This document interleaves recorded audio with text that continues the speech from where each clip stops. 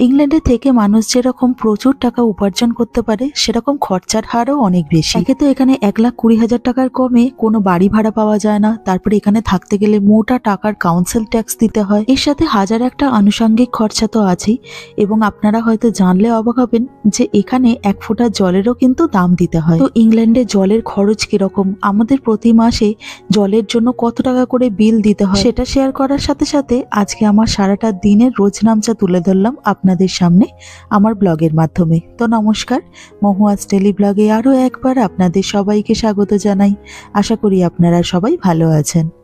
এই মুহূর্তে আপনাদেরকে যে ভিডিওটা দেখাচ্ছি এটা হচ্ছে গতকাল রাতের অর্থাৎ শুক্রবারের ভিডিও। আকাশের মধ্যে যে একটা হালকা গোলাপি আর হলুদ রঙের লাইট দেখতে পাচ্ছেন, তো এটা হচ্ছে নর্দার্ন লাইট। গতকাল রাতে ঘুমোতে যাওয়ার আগে রাত্রি 12টার সময়তে হঠাৎ করেই দেখলাম আকাশে নর্দার্ন লাইট দেখা যাচ্ছে। গতকাল এখানে যেহেতু প্রচন্ড বৃষ্টি হয়েছিল এবং আকাশ পুরোপুরি মেঘলা ছিল, তো সেই জন্য নর্দার্ন লাইটটা খুব ভালোভাবে তো দেখা যাচ্ছে না, কারণ একদম পরিষ্কার আকাশে নর্দার্ন লাইট খুব ভালোভাবে দেখা যায়। তবুও এই দুর্লভ জিনিসটা দেখতে পেয়ে আপনাদের সাথে ভিডিওটা শেয়ার করলাম। প্রায় 11 মাস হলো আমরা ইংল্যান্ডের ম্যানচেস্টারে আছি।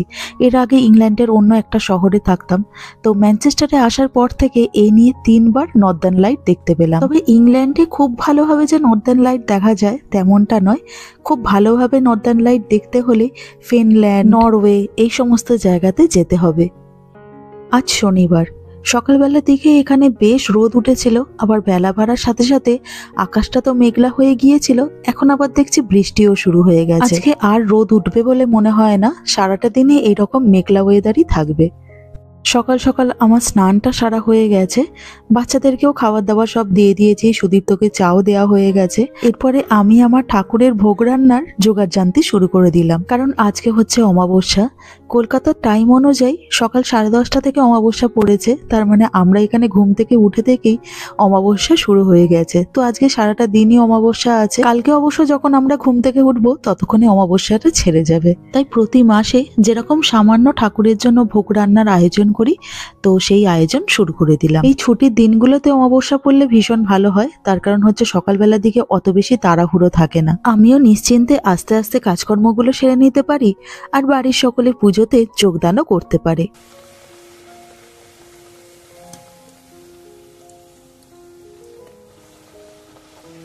বেলা বাড়ার সাথে সাথে টুকটুক করে ঠাকুরের সব আয়োজন কমপ্লিট হয়ে গেছে। তো আজকে একটুখানি সিমুইয়ের পায়েস করেছিলাম, 3 রকমের ভাজাভুজি ছিল, ব্রাসেলস স্প্রাউট, কুমড়ো আর আলু। এর সাথে লুচি তো করলাম, আর একঘেয়ে ওই আলুর তরকারি আর খেতে ইচ্ছে করছিল না। তো তাই জন্য আজকে কুমড়ো আর আলু দিয়ে একটুখানি তরকারি করেছিলাম। আর ওদিকে ঠাকুর পরিষ্কার করা, চন্দন বাটা, এই সব কিছু কাজকর্মই হয়ে গেছে।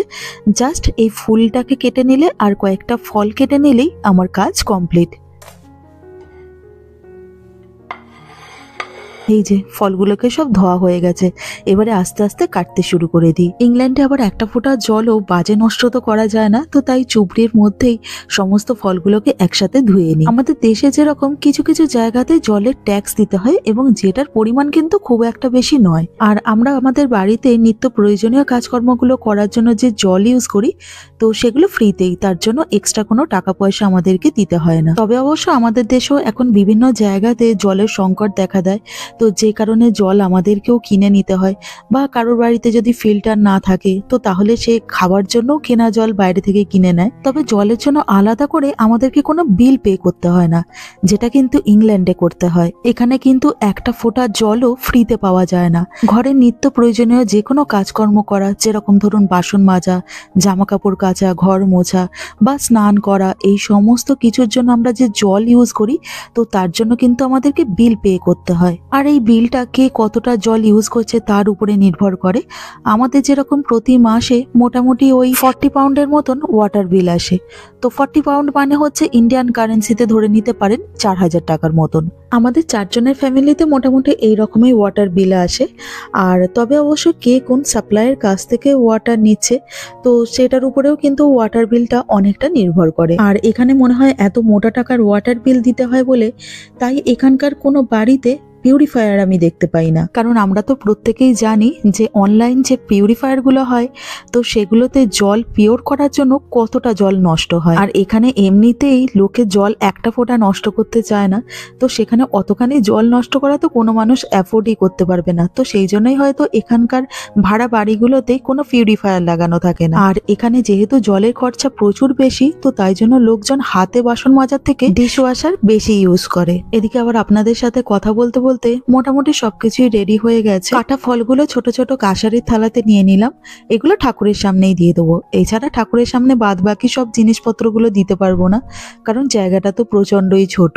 তাই বাদ বাকি ভোগগুলো সব নিচেতেই সাজিয়ে দিলাম, আর এরপরে মায়ের পুজো শুরু করে দিলাম।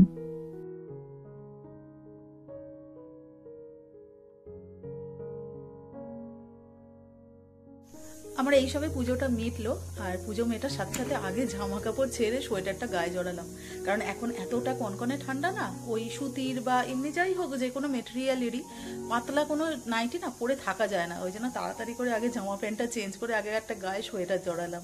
তো যাই হোক, আমরা না এখানে তো এই বললাম যে এমনি ফিল্টার হয় না, মানে অনলাইন আমাদের যেরকম আমরা দেশেতে ফিল্টার ব্যবহার করি, তো সেই রকম ফিল্টার না এখানে পাওয়া, মানে জানি না এখন কারণ নিজস্ব বাড়ি হলে তারা হয়তো লাগাতে পারে, কিন্তু আমরা যেরকম মানে ভাড়া বাড়িতে থাকি তো সেখানে তো থাকে না। তো আমরা কি করি, এই অ্যামাজন থেকে এই একখানা জাগ কিনে নিয়েছিলাম বাচ্চাদের জন্য মেনলি, যে বাড়িতে তো বাচ্চা আছে, এই ফিল্টারটাতে আর কি, এই ফিল্টারের জল বাচ্চাদেরকে আমরা খাওয়াই। আমরা নিজেরা এমনি ডাইরেক্ট ওই কলেরই জল খাই, কিন্তু বাচ্চাদের ব্যাপার তো, তো তাই জন্য এই ফিল্টারে আমরা জল খাওয়াই। এটা অ্যামাজন থেকেই কিনেছিলাম আমরা। কত দাম নিয়েছিল এই মুহূর্তে আমার মনে পড়ছে না, ওই 2-2.5 টাকার মতন হয়তো হবে, আমার ঠিক এক্স্যাক্টলি মনে পড়ছে না দামটা। তো এটা অ্যামাজন থেকে কিনেছিলাম, তো এই ফিল্টারের জলই আমরা বাচ্চাদেরকে খাওয়াই। আপনাদেরকে এর আগেরও একটা ভিডিওতে আমি বলেছিলাম যে রান্নাঘরের যে ট্যাপ থাকে তো সেই ট্যাপ থেকে কিন্তু আমরা ডাইরেক্ট জল খাই, কারণ এখানে জলটা এমনিই খাওয়া যায়, যথেষ্ট ভালো জল। তবু বাচ্চাদের জন্য এই পিউরিফায়ারটায় জল নিয়ে নিই, আর এটাতে ইউজ করাটাও খুব ইজি। একটা ফোঁটাও জল কিন্তু এতে বাজেভাবে নষ্ট হয় না। এই যে দেখুন, জাগের মধ্যে জল দেওয়ার সাথে সাথেই পিউরিফাই কিন্তু হতে শুরু করে দিয়েছে। এগুলো কতটা এফেক্টিভ হয় সেটা তো আমার পক্ষে বলা সম্ভব না, তবে ধরে নিতে পারেন কিছুটা মনে শান্তির জন্য এই পিউরিফায়ারটা আমরা ইউজ করি। এখানেও জল কিনতে পাওয়া যায়, তবে তার খরচা হচ্ছে অনেকটা বেশি। প্রথম আমরা জল বাচ্চাদেরকে কিনেই খাওয়াতাম, তো তারপরে হঠাৎ করে অ্যামাজনে এই পিউরিফায়ারটা দেখতে পাই, তো তারপরে ওটা কিনে নিয়েছিলাম। তো যাই হোক, পুজো শেষ করতে করতে আমার মোটামুটি ওই 1টার উপর বেজে গিয়েছিল। তো এখন খাবার দাবারগুলোকে সব নিয়ে নিয়েছি, ওই ঠাকুরকে যে ভোগ দিয়েছিলাম সেই প্রসাদই নিয়ে নিয়েছি। আর আজকে তো আমাদের সারাদিন এই সবই খেয়ে কাটাতে হবে। বাচ্চাদের খাওয়া দাওয়া সব কমপ্লিট হয়ে গেছে, আর সকাল থেকে যেহেতু উপোস ছিলাম তো তাই জন্য একটুখানি কফি বানিয়ে নিয়েছিলাম। আমরা দুধ কফি বা দুধ চা খাওয়া অনেকটাই কমিয়ে দিয়েছি, তবে যেদিনে পুজো আচ্ছা থাকে সেদিনে একটুখানি করে নিই। এখানে আবার যে কোনো রকম চিনিরই দাম কিন্তু অনেক বেশি, যদিও ব্রাউন সুগারগুলোর দাম আর একটুখানি বেশি পড়ে যায়, তবুও এগুলো যেহেতু শরীরের জন্য খুব ভালো, আর আমরা চিনি যেহেতু খুব একটা বেশি ইউজ করি না, তাই ওই সাদা চিনি কেনা একদম বন্ধই করে দিয়েছি। তো যাই হোক, সুদীপ্তর কাপে 2 চামচ চিনি দিয়ে দিলাম, আর আমি তো চিনি খাই না।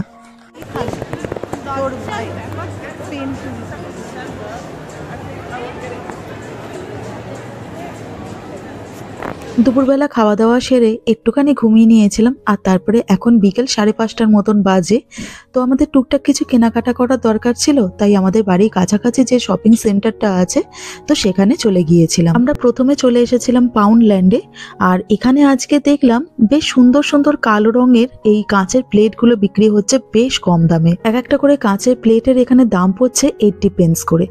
তো আমি আজকে এখান থেকে 4খানা কাঁচের প্লেট কিনে নিলাম। এর সাথে আরও কিছু টুকটাক জিনিসপত্র কিনে নিয়েছি, যেমন এখানে আসার পরেও আমরা কিন্তু ওই ডাব সাবানই ইউজ করি। এছাড়া টয়লেট ক্লিনার বা বাসন মাজার যে কোনো লিকুইড সবকিছু আমরা এখান থেকেই নিয়ে নিই। আর এর সাথে আরও একটা জিনিস আপনাদেরকে দেখাই, এখানকার বাথরুমে না এইরকম কালো কালো ভীষণ স্পট পড়ে যায়, এগুলোকে মোল্ড বলে। এগুলো কিন্তু বাচ্চাদের জন্য ভীষণ ক্ষতিকারক, তো তাই জন্য এই ডেটলের একখানা মোল্ড রিমুভার নিয়ে নিলাম এখান থেকে। এগুলো সারা রাত্রি বাথরুমে দিয়ে রাখলে মোল্ডগুলো ক্লিয়ার হয়ে যায়। এর সাথে আরো কিছু আমাদের জিনিসপত্রের দরকার ছিল, কিন্তু এখন না দোকানে এসে কোনো জিনিসপত্র খুঁজে পাচ্ছি না।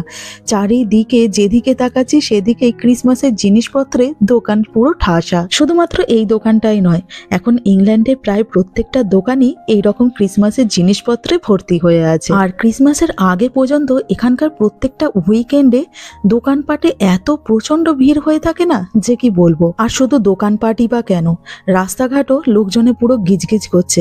অবশ্য এই মুহূর্তে দোকানপাটটা অনেকটাই ফাঁকা হয়ে এসেছে, কারণ বেলা অনেকটা বেড়ে গেছে। এখন 6:30 মতন বেজে গেল, 7টার মধ্যে এখানকার ম্যাক্সিমাম দোকানগুলোই বন্ধ হয়ে যাবে। আর আমিও এই গিফটের দোকানটাতে এসেছি, সামনেই ক্রিসমাস আসছে, তো বাচ্চাদের জন্য কিছু সারপ্রাইজ গিফট কিনে রাখার জন্য। আর এখান থেকে কেনাকাটা কমপ্লিট করে সুদীপ্তদের অফিসের সামনে দিয়ে সোজা বাড়ির পথে রওনা দিলাম। তো চলুন বাড়ি ফিরতে ফিরতে আজকের ভিডিওটাও তাহলে এখানেই শেষ করলাম। তো আমার আজকের এই ভিডিওটা আপনাদের কেমন লাগলো অবশ্যই কমেন্ট করে জানাবেন, আর পারলে চ্যানেলটাকে সাবস্ক্রাইব করে দেবেন। তো সবাই ভালো থাকবেন, সবাই সুস্থ থাকবেন। দেখা হচ্ছে পরের ব্লগে। নমস্কার।